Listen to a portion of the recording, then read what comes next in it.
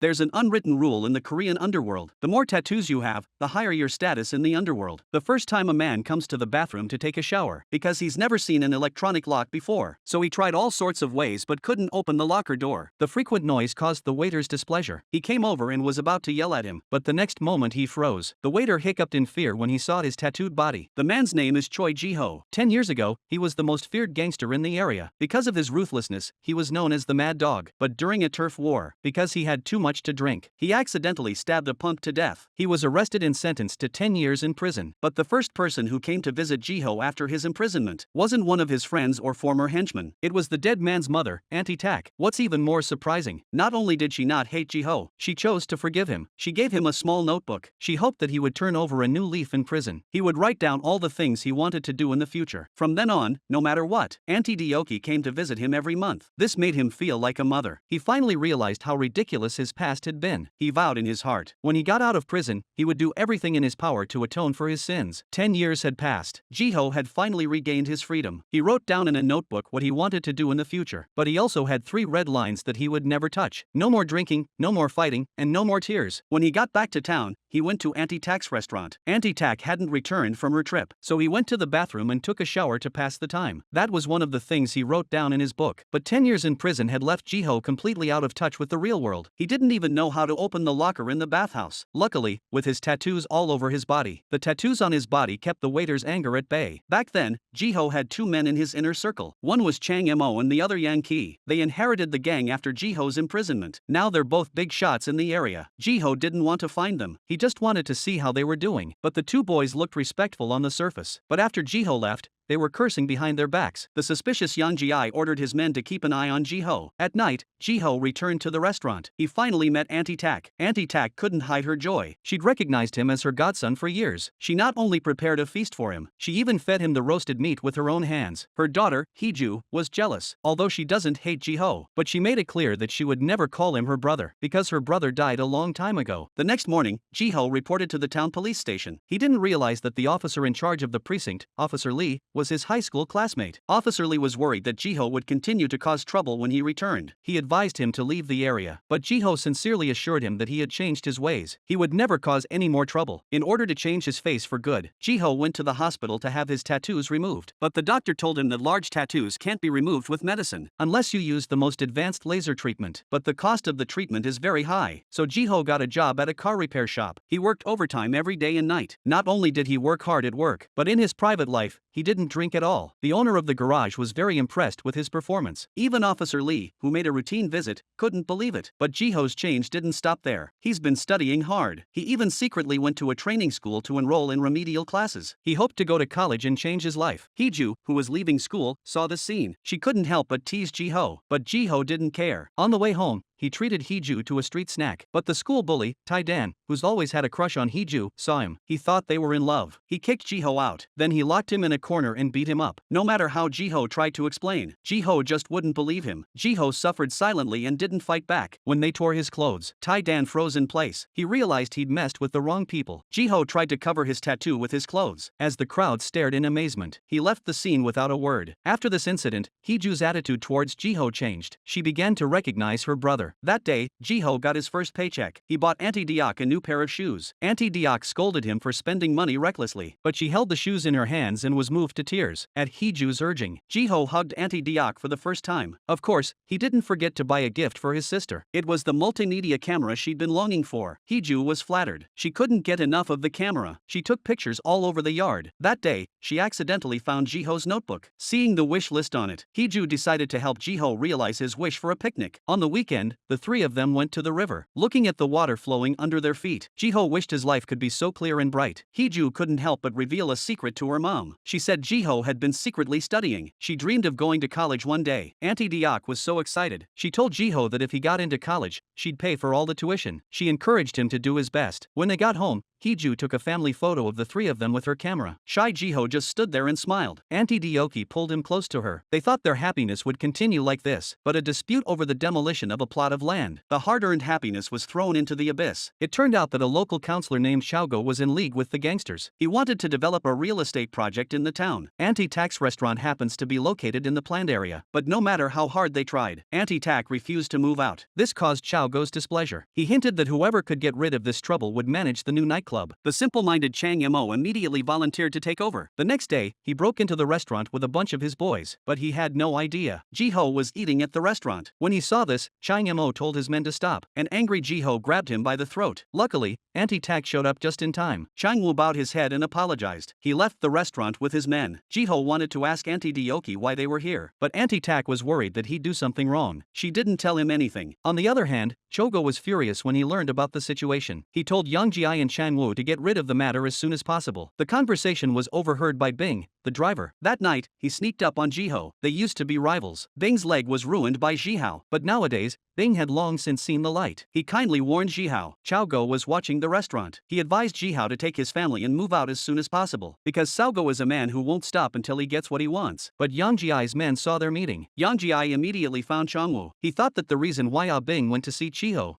Bing must be fighting over the management of the nightclub. If the other party solves the problem first, they'd be dumped by Xiaogo. The next day, while Ji-ho was working at the car dealership, Chang Mo and his men came to the restaurant again. Without saying a word, they smashed everything in the restaurant. Anti-Tac tried to stop them. She was thrown to the ground. Hee-ju came back from school and saw it. She hit Chang Mo's head with her camera, but they were quickly overpowered by the other punks. At this moment, Officer Lee was watching all this from across the street. He didn't want to get into trouble with the gangsters. He told his men to drive away. When Ji-ho returned, the restaurant was a mess. He cleaned up the dishes on the floor without asking any questions. Then he went to Xiaogo's office alone. He asked him to let the family go. He didn't want to break his vow to stop fighting. But in the face of Ji-ho's sincere plea, Xiaogo felt it was more like a threat. In order to solve this problem, he conspired with Officer Lee. He purposely sent someone to the car dealership to provoke Ji-ho. As long as he dared to beat him up during his parole, Officer Lee would be able to send Ji-ho back to prison. In the face of the punk's beatings and provocations, Ji-ho chose to tolerate them. He saw them attacking his boss, but Ji-ho stood by his boss. Until now, he didn't want to fight back. The gangsters had no choice but to leave. Even Officer Lee, who was not far away, was incredulous. Soon the story of Ji-ho's beating spread throughout the town. Tai Dan,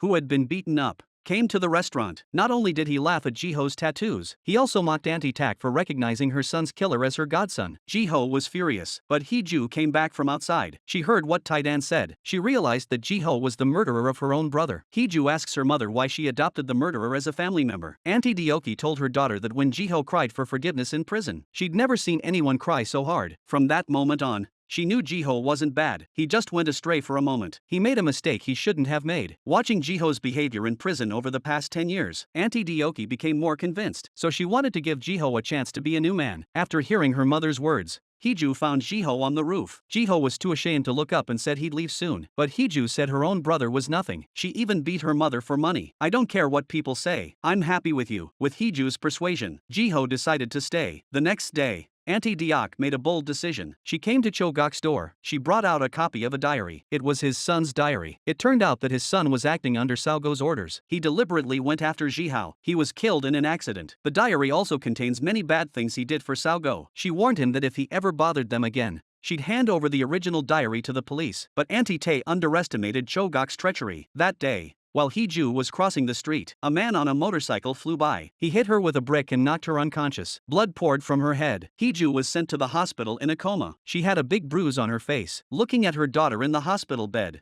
Auntie Deoki blamed herself. She finally let go of her insistence. She decided to sell the restaurant. She took her children and left the country. At night, Ji-ho went to Xiaogo's clubhouse alone. He told him that his family would soon leave town, but Xiaogo smiled at him and asked him to leave his arm behind, to protect his family. Ji-ho agreed without thinking. Luckily, Bing was the one who did it. He didn't kill him, but things weren't as simple as he thought. Chogo was worried that the diary would be exposed. He sent Young K to the restaurant to strangle him. Anti-Tac. Then he used her hand to make a fingerprint on the demolition contract. Then they found the original diary in his shoebox. The only thing that kept Xiaogo in check was eliminated. When Ji-ho arrived, the scene had been disguised as a suicide by hanging. Ji-ho couldn't figure it out. Anti-Tac had already decided to leave. So why did she choose to commit suicide? After the funeral, he returned to the restaurant. The construction team had already started the demolition work. He went into the room to sort out Auntie Diok's belongings. The shoes he gave her were still in the corner. Auntie Tay had never worn them, but next to the shoes, Jiho found a familiar silver earring. The earring was left behind by young Ji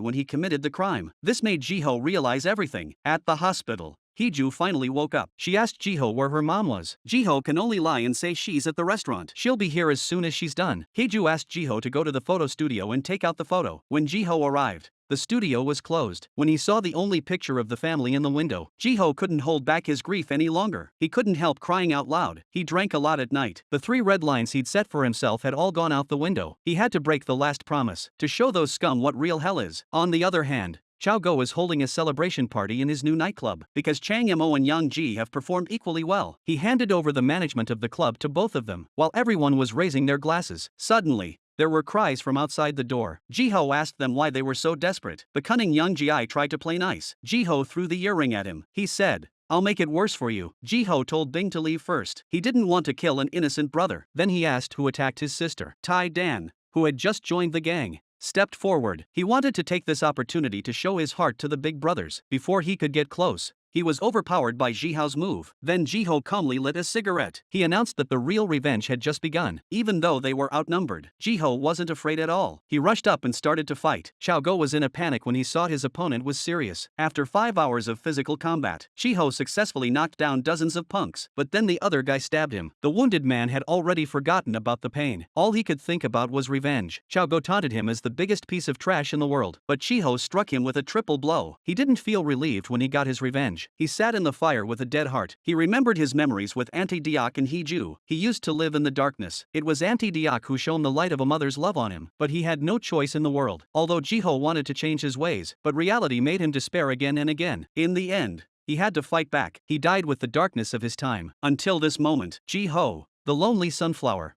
finally blossomed into the brightest light. This is the end of the movie.